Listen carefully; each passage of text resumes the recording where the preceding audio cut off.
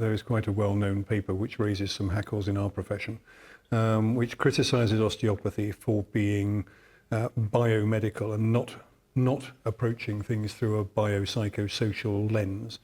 And I just wonder whether that is supported by evidence, because I don't think I could see a patient and not apply a biopsychosocial analysis to it.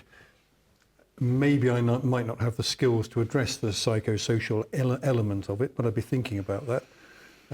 Where should we be going? What does the evidence tell us about it? So the evidence says, so the old evidence, which is around 10 years ago, says that we were as bad as physios and GPs.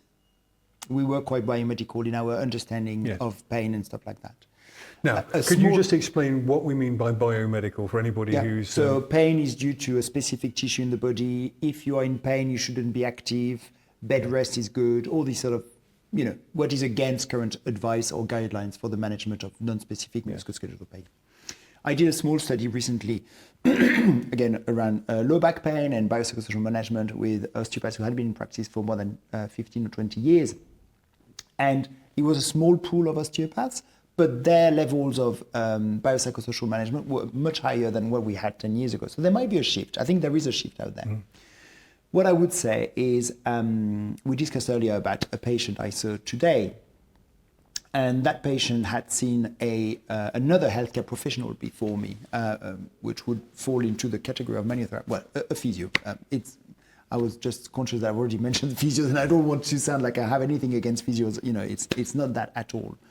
But they had seen a physio who had given them lots of biomechanical explanations, and they got a spine, that's a disc, I think your disc is inflamed, it's pushing on the nerve.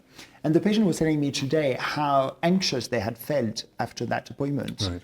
And I think probably that physio might not see that as biomechanical. They were providing education, but they knew that the patient was anxious and but it's also what we say and what the patient is going to retain that is quite important. So I think there are quite a few layers of how you're going to interpret whether someone is biomechanical or more biopsychosocial.